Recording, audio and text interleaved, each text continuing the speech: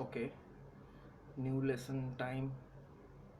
आत्ता कवर करतोय basic warm up exercises and basic technique develop कशा करायच्या असतात बिगिनरसाठी. मे बी थोडं फार इंटरमिजिएट प्लेयर्सना पण याचा उपयोग होऊ शकतोय. ओके, सो राईट हँडसाठी व्हिडिओ ऑलरेडी एक बनवलेला आहे, तोही एक चेक करा. मी लिंक डिस्क्रिप्शनला देतोय. लेफ्ट हँडसाठी काय काय गोष्टी केल्या पाहिजेत, काय केलं पाहिजे आणि काय अवॉइड केलं पाहिजे. सो डूज अँड डोंट्स दोन्ही आहेत त्याच्यामध्ये.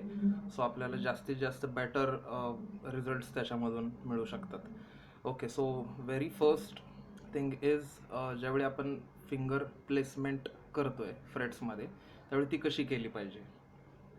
तर युजली ते फ्रेटच्या जवळ असावे फिंगर. जसं की ही फ्रेट नंबर 1 आहे, तर इथे कुठेही फिंगर ठेवली तरी ती सेम नोट साऊंड करणार आहे. बट जर तुम्ही फिंगरच्या जास्तीत जास्त फिंगरला फ्रेटच्या जवळ आणलं, मेटल बारच्या जवळ, स्लाइटली त्याच्या थोडंसं मागे, अगदी असं वरती नको, अदरवाईज ते नीट वाजणार नाही. लाईक दिस,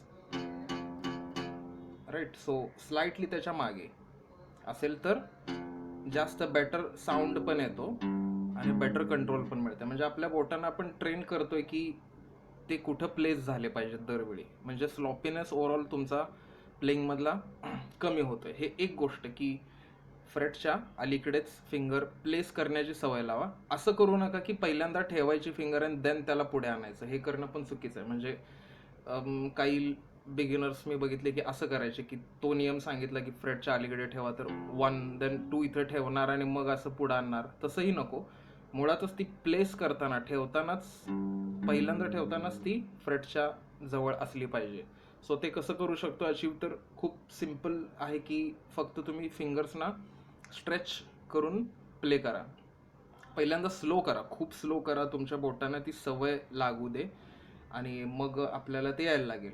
काही दिवस आपल्याला ते बघून फ्रेटबोर्डकडे करायला लागेल. सो मग आपल्याला नेमकं किती स्ट्रेच करावं लागतं कुठल्या एरियामध्ये. इथं असेल तर जास्त स्ट्रेच करायला लागतं. जसं आपण पुढे येतो तसं फ्रेटची साईज विड्थ कमी होते. सो मग आपल्याला जास्त स्ट्रेच करायला लागत नाही. पण स्टील आपल्याला फ्रेटच्या अलीकडे पकडण्याची सवय असलेलं नेहमी चांगलंच आहे. दुसरा मुद्दा, थंब पोझिशन कशी असायला पाहिजे.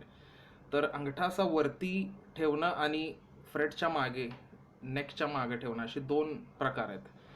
तर फ्रेट बोर्डच्या वरती और गिटार नेकच्या वरती अंगठा असा ठेवून बेसिक प्लेइंग होत नाही. लाईक अंगठा असा मी ठेवला आणि मी सेम एक्सरसाइज 1 2 3 4 वाजवायला बघितलं तर माझे फिंगर्स पोचत नाहीत त्याच्यामध्ये, कारण की अंगठा त्रासदायक आहे की मला ते जाता येत नाही तिथं.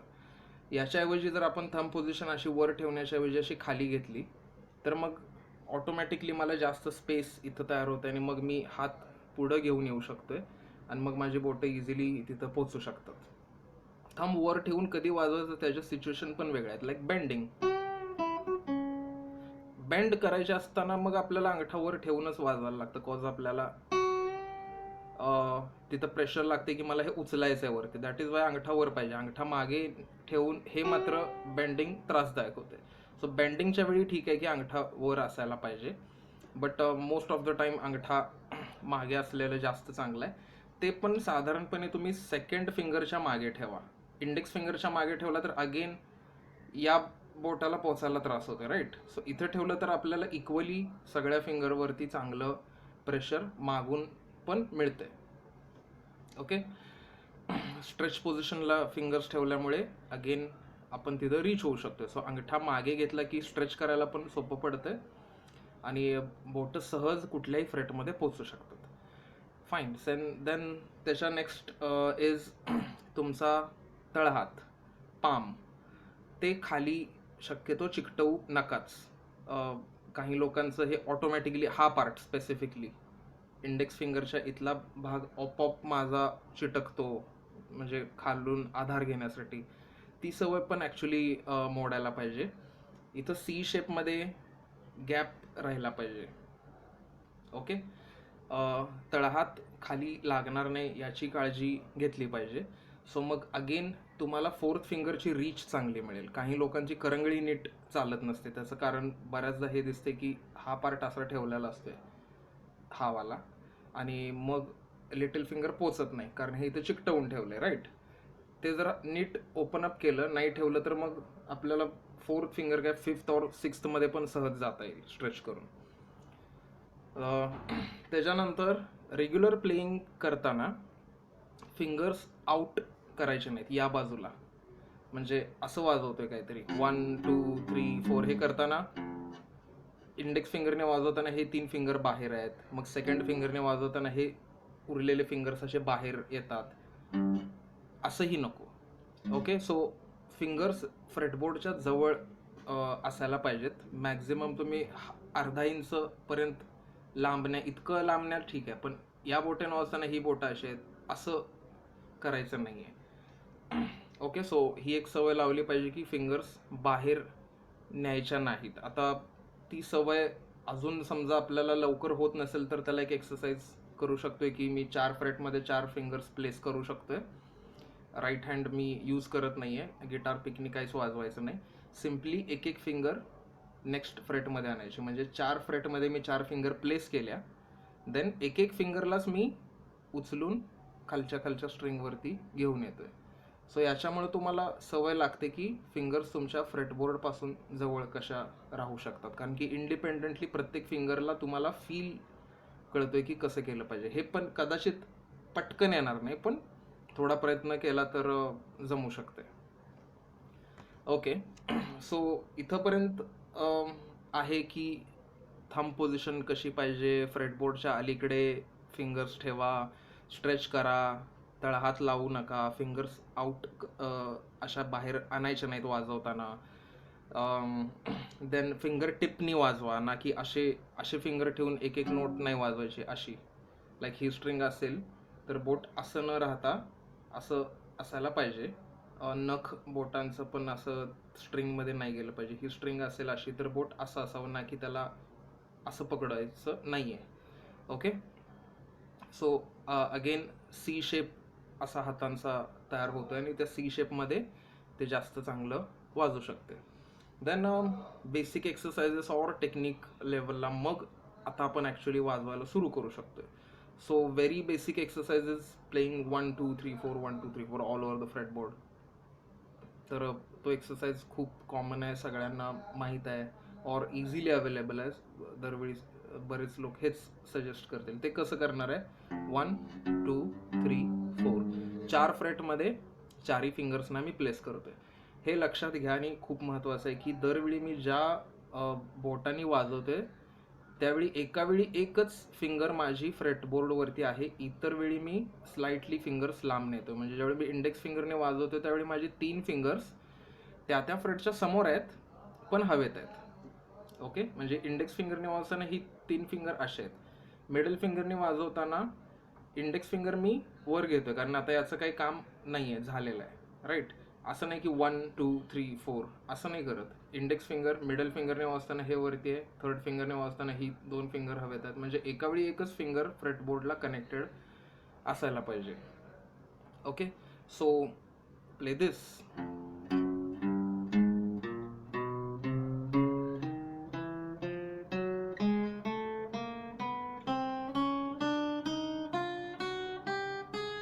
Then reverse.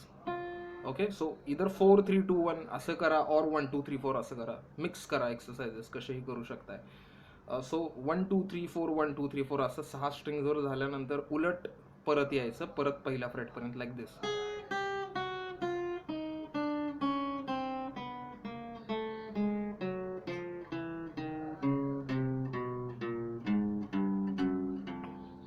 हे सगळे एक्सरसाइजेस तुम्ही जे काय वाजवाल ते दरवेळी मेट्रोनोम वापरा, कारण की एका स्पेसिफिक टाईममध्ये तुम्हाला फिंगर मूव्ह कशा करायचे याचंही प्रॅक्टिस सुरुवातीलाच झालेलं बरंच आहे.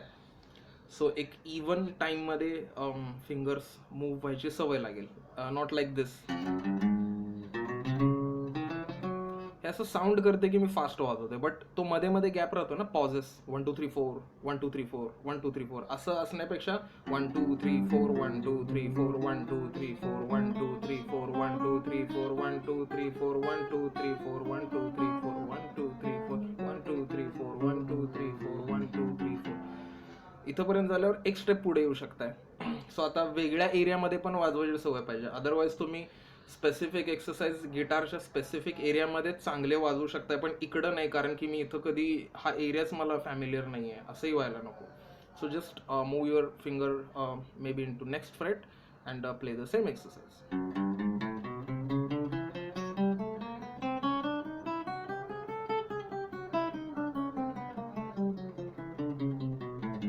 Next freight.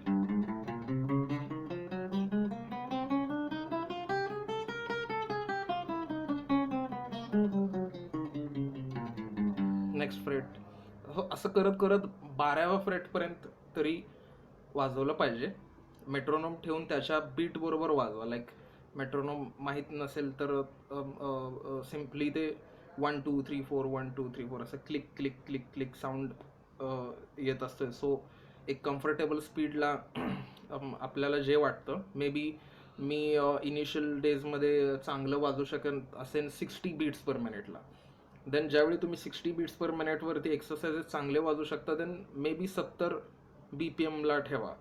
मग मे बी 70 BPMला नीट नाही वाजवत आहेत असं तुम्हाला वाटलं की चुका होत आहेत, तर 65 BPM वरती न्या. काही दिवस और काही वेळ त्याच्यामध्ये घालवा 65 BPM. Then try to move to 70 BPM. Then तुम्हाला जाणवेल की तुम्ही 70 BPM वर चांगलं वाजवू शकताय. ॲक्युरेसीला जास्त महत्त्व द्या सुरुवातीच्या काळामध्ये. तुम्ही आत्ता फिंगर्सना जसं ट्रेन करता, और इवन तुम्ही काही काळ गिटार जरी वाजवत असाल तरी पण जे तुम्ही ट्रेन कराल तसंच फिंगर्स आपले कॉन्शियस नसताना पण बिहेव करतील और मूव्ह करतील. सो कॉन्शियसनेस फारसा नसताना नॅचरली आपले फिंगर्स सगळे करेक्ट पद्धतीने मूव्ह झाले पाहिजेत, हालचाल त्यांची नॅचरल असायला पाहिजे. खूप लक्ष सगळ्या गोष्टींवर द्यायला लागलो की थंब पोझिशन कशी आहे, मी फिंगर्स नीट ठेवतोय ना, त्यामुळे मग आपलं गाणं वाजवण्याकडं लक्ष कमी, और जे आपल्याला काम करायचं त्याच्याकडे कमी आणि इतर गोष्टींकडे जास्त राहतं. दॅट इज वाय ते अवॉइड करण्यासाठी पहिला स्लो वाजवा, मे बी विदाऊट मेट्रोनोम. पहिला सगळे मुवमेंट्स आपले क्लीन करून घ्या आणि देन मेट्रोनोम प्रॅक्टिस काही दिवसांनी सुरू केलं तरी चालतंय. आता याच्यामध्ये फक्त 1 2 3 4 असं न वाजवता त्याचे वेगळे वेगळे विचित्र कॉम्बिनेशन करायचे, जितके आपल्याला जमतील तेवढे. May be like 1 3 4.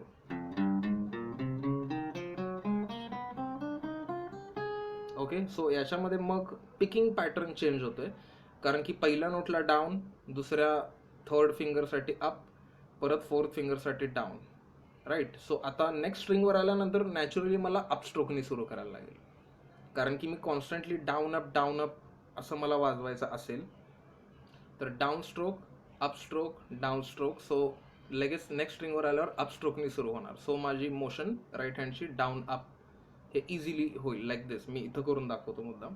Down up down, next string up down up down up down, right. Then up down up down up down up down up.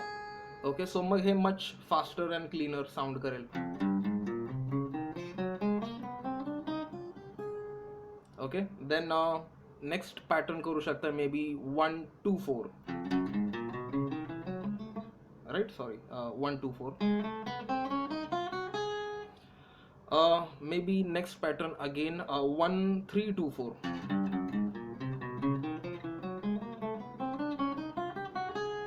आणि परत reverse, right. So like 4 3 2 1 4 3 4 2 3 1 4 2 3 1 4 2 3 1 4 2 3 1 4 2 3 1, right. Again हे metronome वरती slow मुद्दाम दाखवतोय, so आरामामध्ये समजेल सगळ्यांना आणि नीट वाजू शकेल. जसं जसं सवय होईल तसं विथ मेट्रोनोम तुमची प्रोग्रेस काउंट करता येते. मी 60 BPM वर स्टार्ट केलं, और may be me without metronome start केलं. पहिला नीट मुवमेंट्स माझ्या सेट केल्या, देन मी 60 BPM नंतर 70 BPM वर ट्राय केलं, नाही जमलं. मी 65 BPM वर काही काळ घालवला, मग मी 70 BPM वर कम्फर्टेबल झालो. Then shift to 80 BPM. 80 BPM ला स्लाइटली त्रासदायक होत होतं. 75 BPM वर खूप इझी जमतंय, मग 78 करा. मग तुम्हाला काही दिवसांनी 80 BPM वर छान वाजवता येईल. असं करत ग्रॅज्युअली तुमचा स्पीड चांगला होत राहतोय, right. Then trill exercises. Trill exercises हा प्रकार आहे की फक्त क्रोमॅटिक न वाजवता 1 2 3 4 असं न करता वेगवेगळ्या सिच्युएशन्स मधून फिंगर्सना घेऊन जायचं. सो ट्रिल एक्सरसाइज असे असतात. सो 1 2 1 2 1 2 एवढंच मी वाजवते. दरवेळी मी असे फिंगर्स फ्लिप फ्लॉप करते. राईट, 1 2 2 वाजवताना इंडेक्स फिंगर हवेत. सो एका वेळी एकच बोट फ्रेटमध्ये एका काम करते, बाकीचं जे नाही काम करत आहे त्याला मी हवेमध्ये घेतोय. राईट, असं केलं पाहिजे. So 1 2 1 2 1 2, then 1 3 1 4. सो 1 2 1 3 1 4 म्हणजे इंडेक्स फिंगरनी सुरू केलं आणि दरवेळी नेक्स्ट फिंगर मी ऍड करत जातोय. हे सेम नेक्स्ट स्ट्रिंगवर.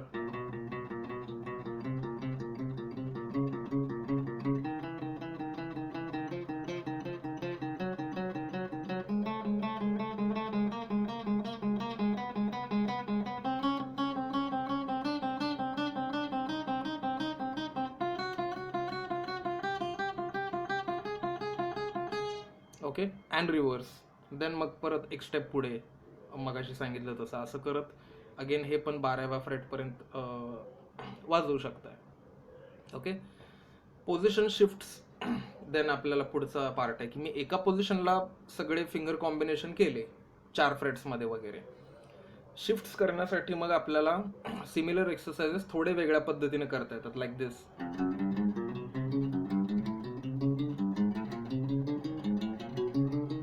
याच्यामध्ये बरेच प्रकार आहेत. एक बुक आहे speed mechanics for lead guitar म्हणून, ट्रॉय स्टेटिना म्हणून एक ऑथर आहे. बरेच चांगले एक्सरसाइजेस आहेत आणि खूप चांगला फरक पडतो. ते बुक नक्की मिळवा आणि त्या पद्धतीने प्रॅक्टिस करा. बरेच सारे एक्सरसाइजेस त्याच्यामध्ये टॅब्समध्ये वगैरे फॉर्मॅटमध्ये दिलेले आहेत. ओके, सो पोझिशन शिफ्टला मग 1 2 3 4, नेक्स्ट स्ट्रिंग 1 2 3 4, एक स्टेप पुढे लगेच 1 2 3 4 1 2 3 4, एक स्टेप पुढे. सो मी 2 स्ट्रिंग वापरतो एका वेळी. राईट,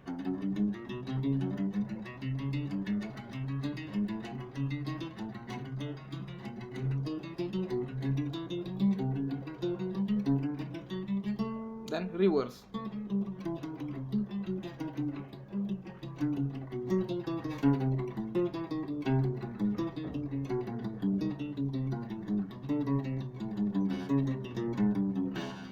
ओके, सो असं साऊंड करेल. देन नेक्स्ट स्ट्रिंगवर या.